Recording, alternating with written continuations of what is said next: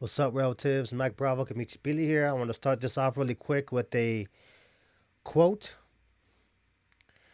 You have noticed that everything an Indian does is in a circle, and that is because the power of the world always works in circles, and everything tries to be round. In the old days, all our power came to us from the sacred hoop of the nation, and so long as the hoop was unbroken, the people flourished. Everything the power of the world does is done in a circle. The sky is round, and I have heard that the earth is round like a ball, and so are all the stars. The wind in its greatest power whirls. Birds make their nest in circles, for theirs is the same religion as ours. The sun comes forth and goes down again in a circle. The moon does the same, and both are round. Even the seasons form a great circle, and they're changing and always come back again to where they were. The life of a man is a circle from childhood to childhood, and so it is in everything where power moves. Black Elk, Holy Man of the Oglala Sioux, who lived from 1863 to 1950. But what's up, everybody? Welcome back. Mokniu Kimichipili, Little Mouse here. Happy to get back on track with some of the videos. Excited to finally get started with the teaching aspect of the content here, which is the main thing I wanted to do from the start. There's just been way too many good social topics to cover, and I hope you've been enjoying those. But again, the focus of this channel is the practical education and implementation of indigenous thought and life ways as it pertains to our current common social life scenarios. So this teaching, we'll be calling it the circle teaching. We may also refer to it as the circular mentality or indigenous mentality.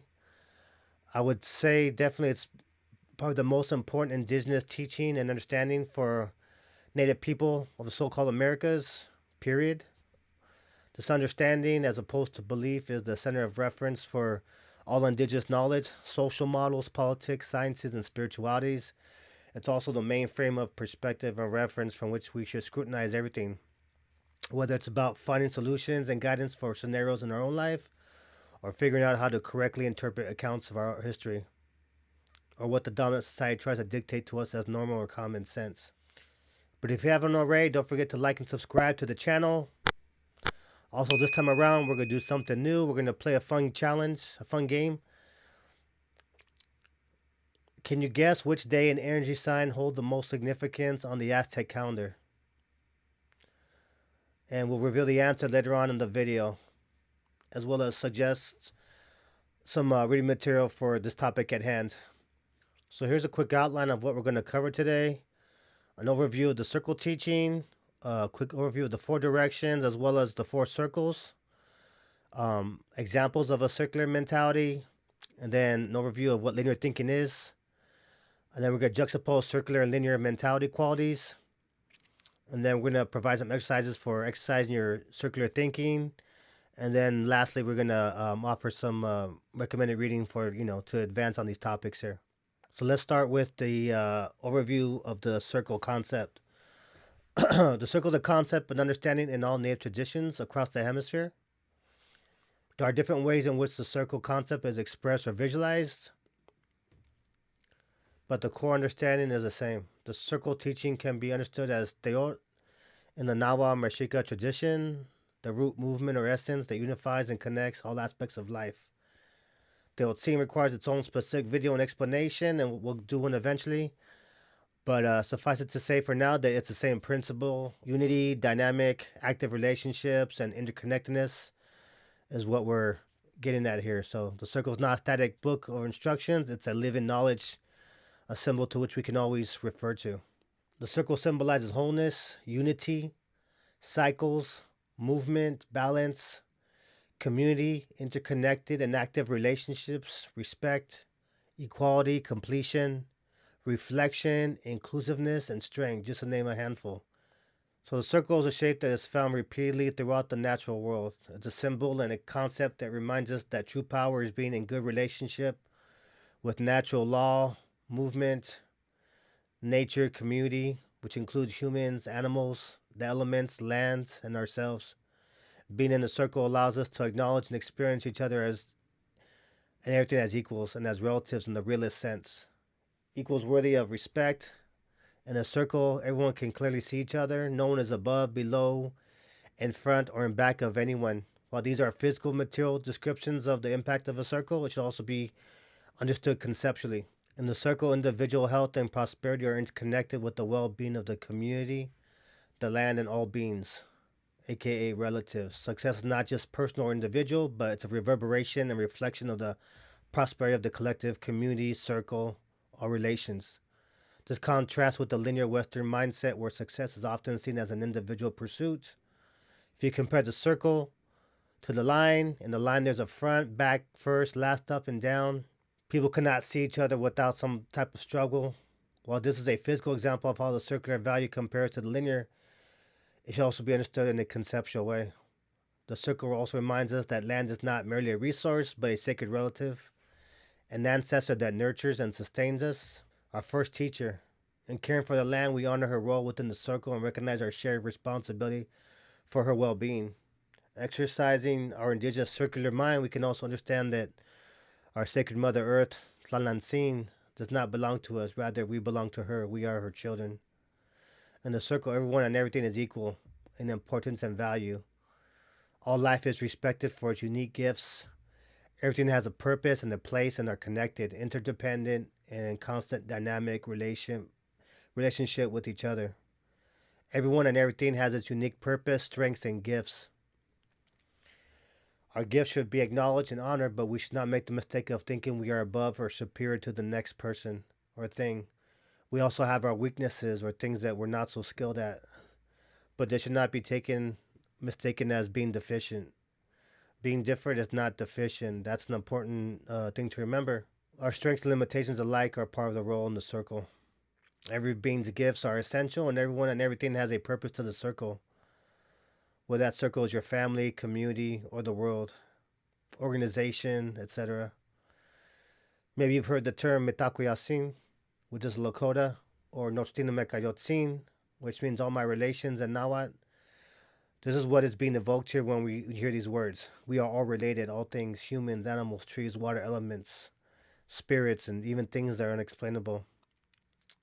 Next, we're going to cover the 4 directions real quick. The 4 directions is a key component of the circle teaching. We're going to do a quick overview just for this circle lesson, but later on we'll do a video specifically on the many ways that the 4 directions are represented and additional creative ways that they can be used.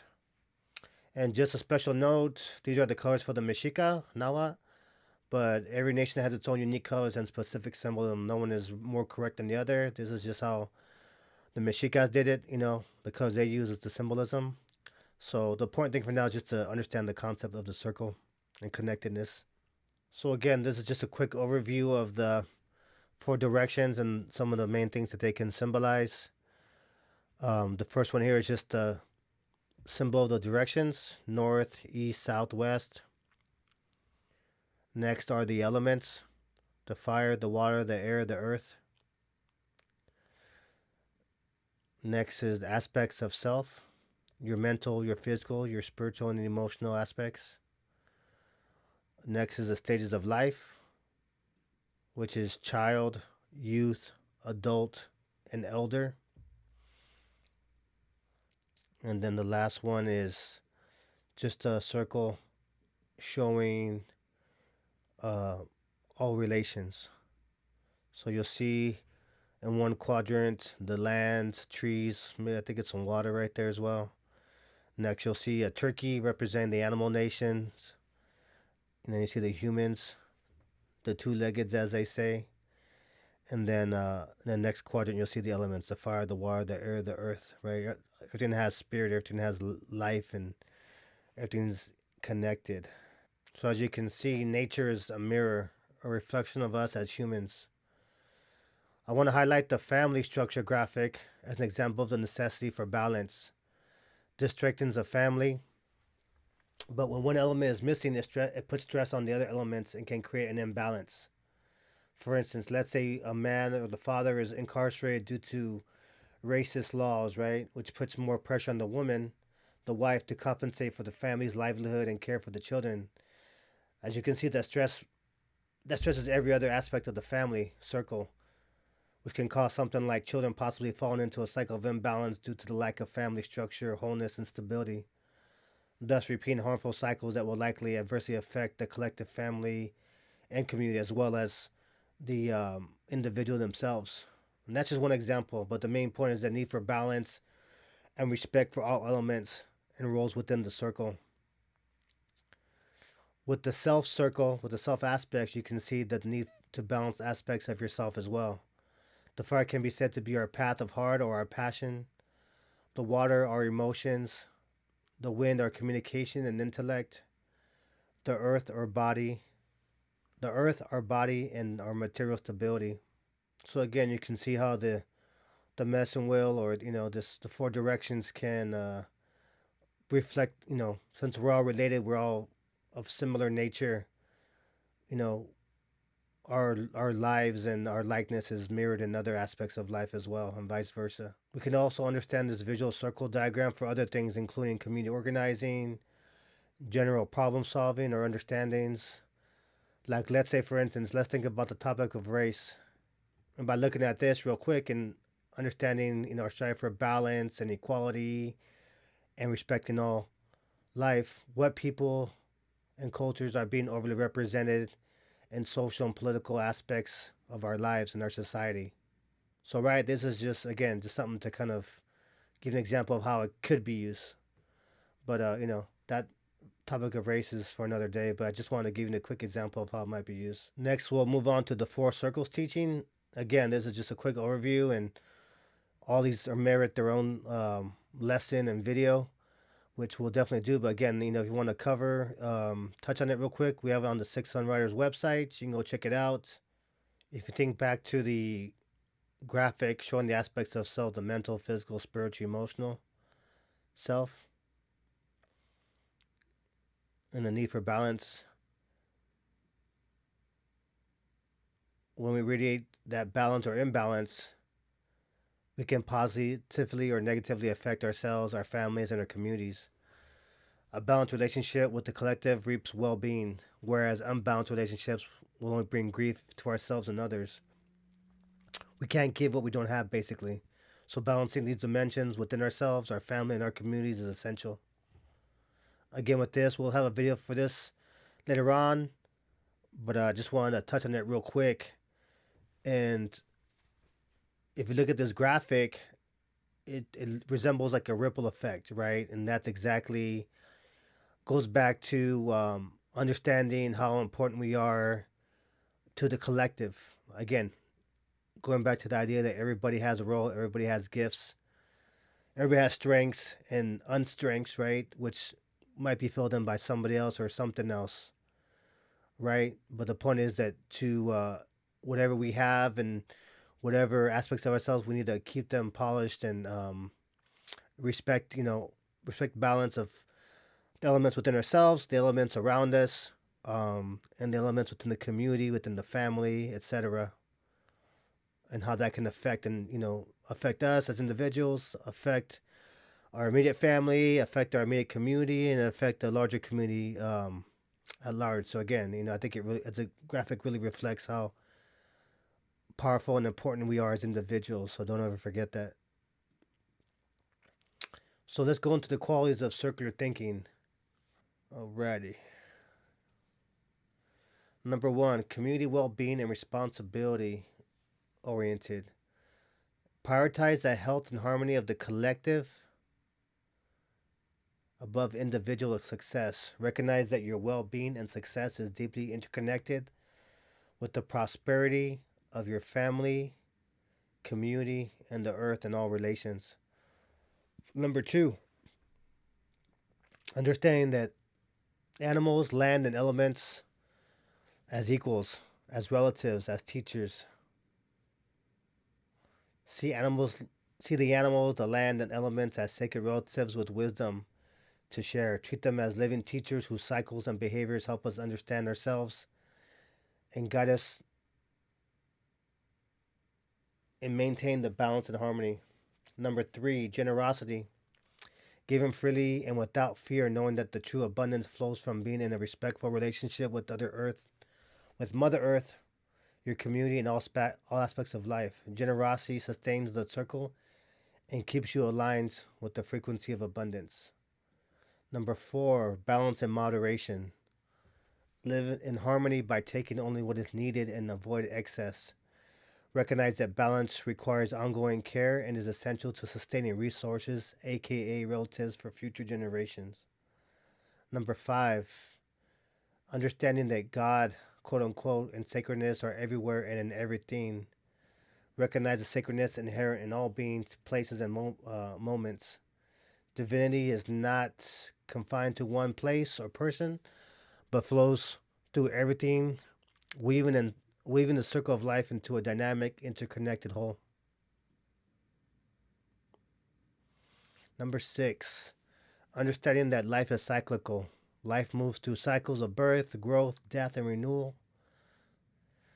Honor the elders and ancestors who guide us, where past, present, and future coexist and inform one another to ensure the well being of the next 7 generations.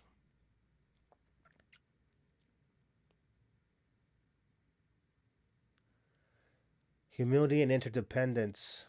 Number 7, acknowledge that all beings are interdependent and that no one stands apart from the circle. Honor your role within the web of life, knowing that all your strengths or weaknesses can affect your well being and your connected communities, aka the 4 circles. Non binary thinking. Number 8, move beyond rigid dichotomies like good, evil, superior, or inferior. Instead, embrace concepts like balance, imbalance, harmony, or disharmony, understanding that opposites are independent forces within the circle. The Mexica mindset of harmonizing the opposites is a reflection of this non binary and inclusive circular thinking. Number 9, collaboration minded and relational accountability, working cooperatively to sustain harmony and take responsibility for your actions' impact on the circle. Relational accountability emphasizes restoring balance when harm occurs and strengthening connections through care. Number 10, inclusiveness. Celebrate diversity as a source of strength. Ensure that all beings, perspectives, and voices are valued and have a place within the circle. Recognizing that every contribution enriches the whole. One of the reasons the Mexica were able to grow in great power was because of their strong skill set with incorporating other nations' knowledge and deities into their own hoop. And this is the same for most nations. Again, a lot of times people think, they try to speak of the Mexica or these different nations as though they were independent, in the vacuum, whatever. But these are all of these nations, especially Mexico, Mesoamerican, uh, you know, encompassing nations. They were all complementary and learned from each other and built off each other.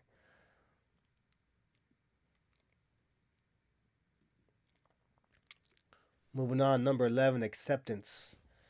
Welcome reality with openness rather than resistance or attempts to control.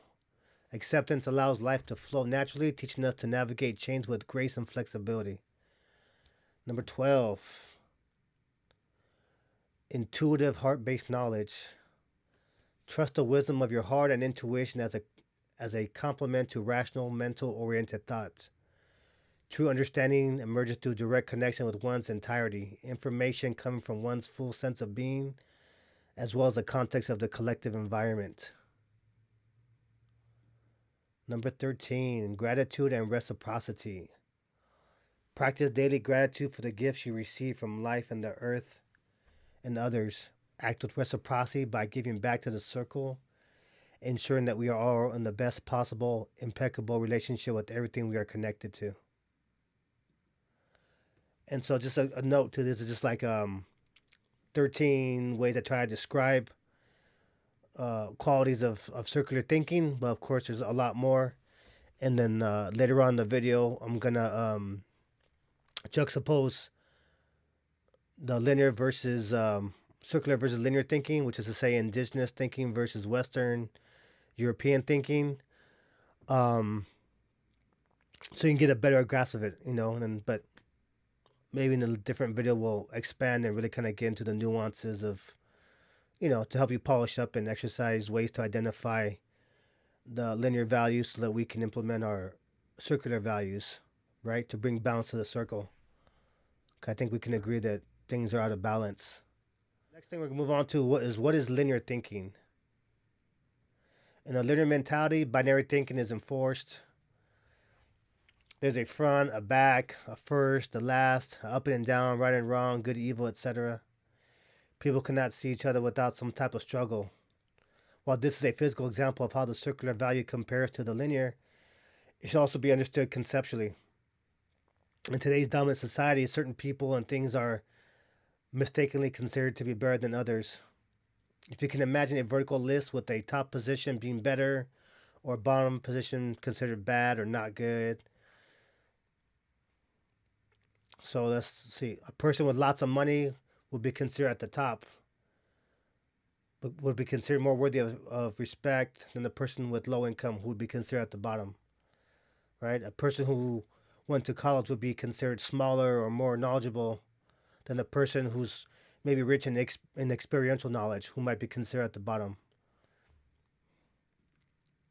A person who wears the most colorful feathers and does the most acrobatic moves will be considered the best Aztec dancer than someone that, say, with less colorful feathers and more humble moves, simple moves. A lean person is considered more physically attractive or beautiful, quote unquote beautiful, than someone who is more heavy set. Again, these are just some examples, but so here's some qualities of linear thinking. Arrogance, a belief in personal or cultural superiority that leads to domination over others and nature. This manifests in exploitative practices, excessive pride, and an inability to acknowledge one's dependence on others and the environment. Examples include colonization, environmental degradation, and policies prioritizing profits over people. Number 2, closed-mindedness, a rigid adherence to one's own beliefs or worldview, rejecting alternative perspectives or the possibility of being wrong. This limits growth and fosters intolerance. Some examples of this are dismissing indigenous knowledge systems as primitive or invalid or superstitious because they do not fit Western scientific frameworks. Next is excessive and extravagant. Overconsumption and driven by materialism and the desire for social status rather than practical or necessary use. This disrupts the balance of resources and social equity. Some examples are consumer culture, environmental overexploitation, and wealth inequality. Next is judgmental evaluation, placing value on individuals or groups based on external metrics, such as wealth, education, or achievements, etc., like we discussed, rather than people's inherent worth. This fosters unhealthy competition and social stratification, social hierarchies. Examples, meritocratic systems that undervalue community contributions or judging someone's worth by their income or possessions or their labor. Next is land as property, viewing land as a resource to be owned, exploited, or controlled rather than as a sacred relative or communal inheritance. This mindset leads to environmental destruction and social injustice. Some examples of this are land privatization, deforestation, urban development without consideration of ecological impact. Next is personal well-being as private, seeing health and happiness as individual pursuits separate from the community and environment. This creates isolation and neglect of broader relational aspects. Some examples include individualistic health trends that ignore community health disparities or industries profiting from privatized healthcare. What happens with the linear mentality worldview is that one who perceives oneself to be on the bottom strives to be on top. This behavior promotes unhealthy competition and a lack of respect towards others. Everyone is trying to one up one another, trying to be better than, more rich than, more correct than, more knowledgeable than, etc., more spiritual than, more indigenous than. It puts the power in an individual or an individual group of values, owing to upset the balance, respect, and reciprocity of the rest of the people and natural life relatives. What examples of linear thinking can you think of? Moving on, this is I made this list of comparisons between circular mentality versus linear mentality. These are just 13 quick comparisons, but There's more examples on the website, and maybe we can go over extended examples on a different video. So while we're reciting this, I'm going over these points. Consider other examples of linear mentality and think about how we can integrate and empower circular values and understandings back into our lives and communities. So let's go down the list here. Quick juxtapositions here. So right here you see community well-being and responsibility oriented versus the linear individualism, right? Next we have understanding animals, land, and elements as relatives and teachers versus the linear quality of animals and land being viewed as resources and commodities.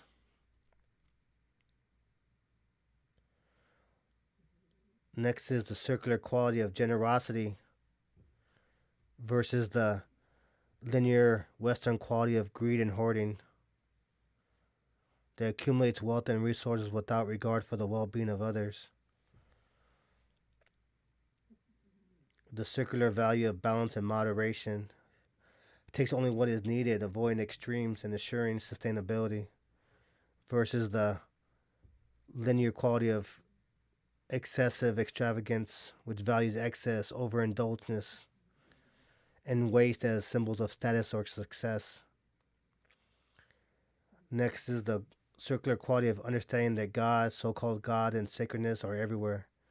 Divinity and sacredness are present in all life, places, and beings. Versus the linear Western view is God being a white man in the sky, sky daddy, as they say, right? So perceives God as separate, hierarchical, and human centered, can only be accessed through the church or whatever.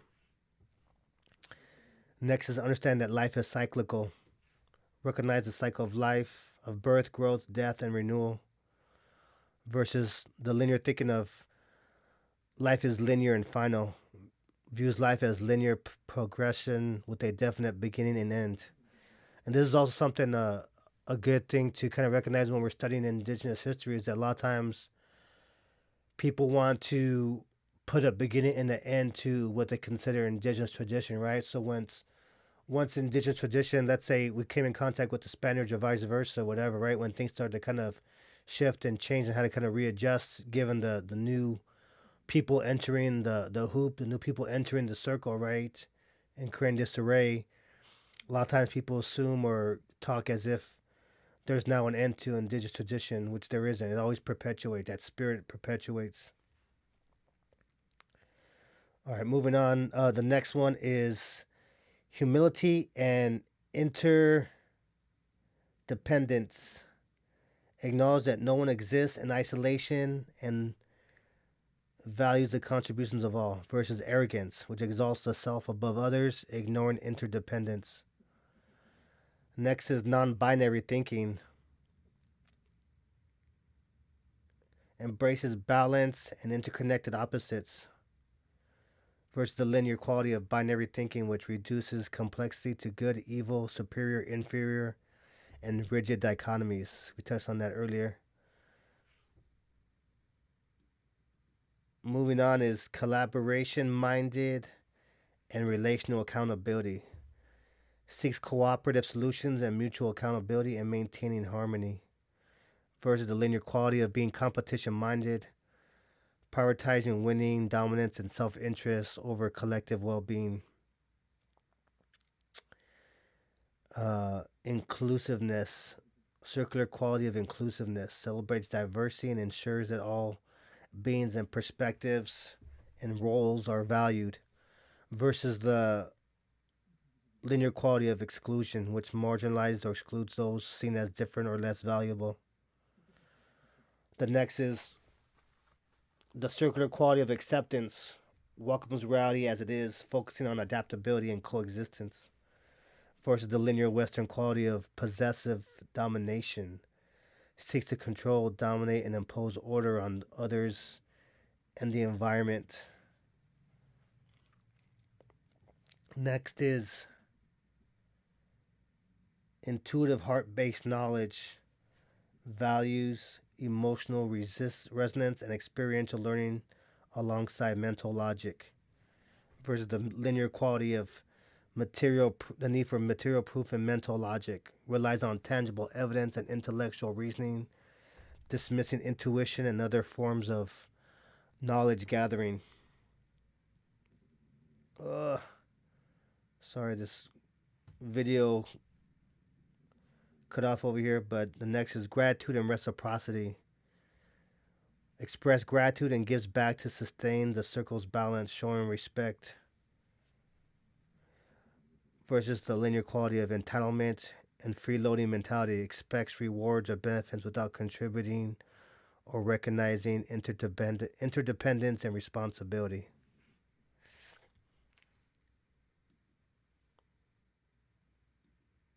So there you have it. Quick little comparison chart there. Hopefully the visuals helped out a little bit.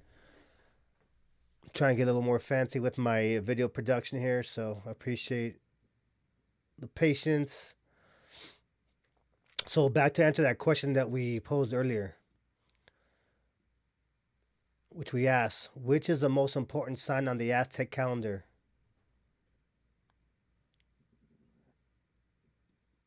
And I'm pretty sure if you've been paying attention, you would guess that there is none. There is no most important sign on the Aztec calendar. They are all equal, and they all carry their significant and important gifts and value for the circle. But I'm sure, just as a note, you can notice the linear mentality often present in our community, where everyone is trying to be a jaguar or an eagle, but very few choose to be other relatives who are also beautiful and play a critical role in the circle of power. Again, too, this is probably the most important teaching, and we're going to be doing follow-up teaching, expanding on this basic and the circular teaching, right? The circle. So here's some exercises to exercise a circular mentality, right? To circle your circular indigenous worldview, your indigenous mentality, right? Exercise your muscles in that department. Contemplate and connect with the elements within yourself. Like, so for instance, your breath, the wind, right? What's your relationship with your breath, your wind, right? Your heart, right? That's your fire, right? When you run fast, whatever, your heart beats and you warm up, that's your fire, right? Your body is like 80% water or something like that, right? And then your body, the material of your body is made from the earth, right? So these are all elements. So everything affects each other, right? If you run, it takes a healthy physical to run, right? If you get too warmed up, you need more water. At the same time too, you got to pace with your breath. Your breath affects how much heat you can generate. Again, it all plays a role. And again, too, all these things that we talk about within the circle, these different aspects and elements, they're all reflective of each other. Just like in nature, our body reflects nature. Next is personify animals, plant relatives, land, rivers, deities, directions, etc. as your equals, your family, your relatives. It's finding ways to personify them. Or acknowledge the relationship that's there in a very real way. Like, go to a tree and acknowledge a tree. Talk to the tree. Like in a very real way. Like it's a real being, a real entity, because it is, right? It may be different ways it communicates, or different, way it does things, but really go and try and make an effort to go talk to the tree. Talk to the water. Your food before, if you drink some water, talk to your water, pray with your water. Sing it a song. Go sing a song to the tree or whatever, to the ocean. Acknowledge animals and the elements. The mountains or whatever. Like, we acknowledge them as living relatives because they are alive. Leave offerings, right? Or tobacco, or there's different ways you can leave offerings, little gifts to the land as well, right? And stop to contemplate death, right? A lot of times, really stop and try to understand death as a different stage of life, right? Like they say, this is like we're in our earth walk, right? And then when we when we pass away, or when our spirit, our the wind leaves our body, we move on to the spirit world, right? And so that's where we're at too. So really understanding that life doesn't end, right? So use that in our language, right? So let's say if someone passes away, they say, "Oh yeah, they passed on to the spirit world," or acknowledge them as still alive, but just not alive, not alive on this earth walk, on this earth plane, right? So, and encourage other people, your family or whoever, to acknowledge people who passed on as still being alive, just not with us on this earth walk. They're in the spirit world.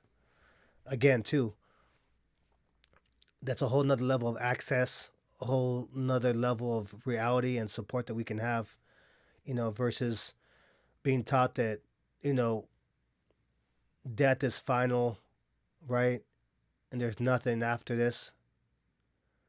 It closes us off to a whole major quadrant of the circle for assistance and for balance, right? So reflect on your place in the circle, right? So reflect on your strengths within the circle. Like, what are some of like um, mentally, physically, do you have some physical ailments, you know what I mean? Or mentally, would you like, like read some books?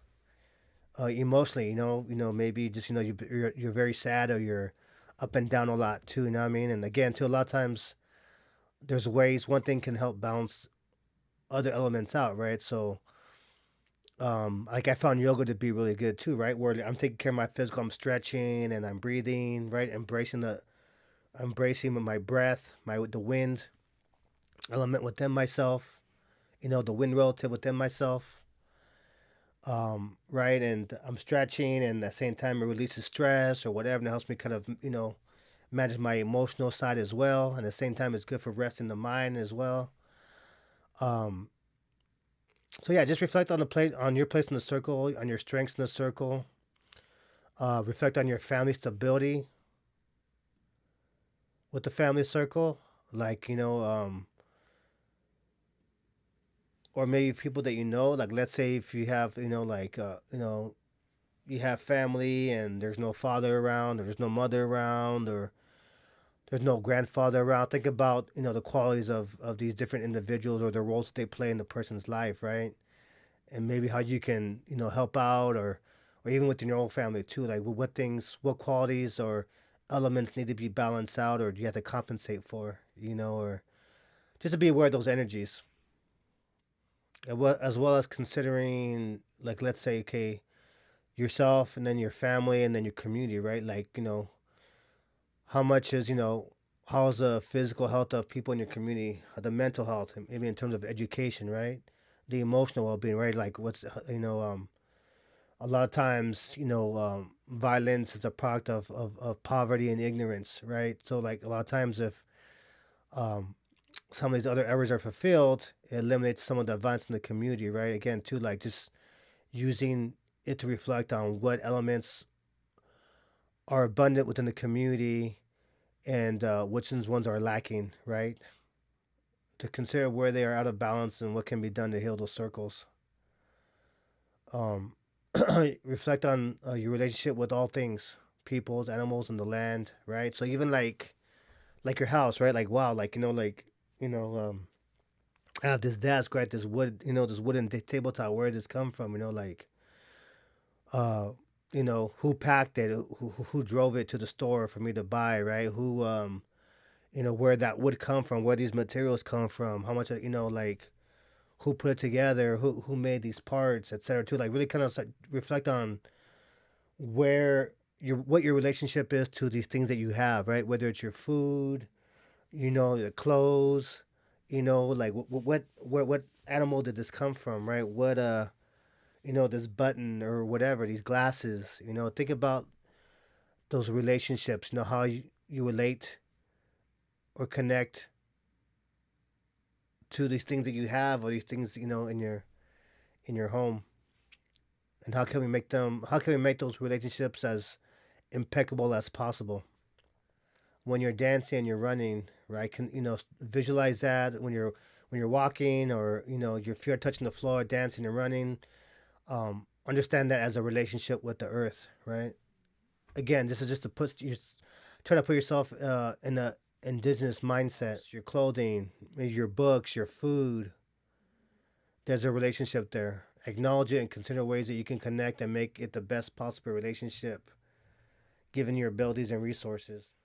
A good exercise is to learn how to identify linear worldviews, right? Thinking in whatever, thinking, look around and look at our communities, or maybe if you're a professional in some area, some discipline, school or whatever, if you're studying archaeology, science, or whatever other social settings we find ourselves in, try to identify linear mentality, linear thinking, right? And just note it for yourself in your mind, or even write it down. Make a list, and again, think about what the circular version of that is. What's the circular thing that we can implement? What's that circular value that we can try to uh, um, elevate and bring into the circle, right? To make things better, more complete, more valued, right? More whole, which again benefits everyone.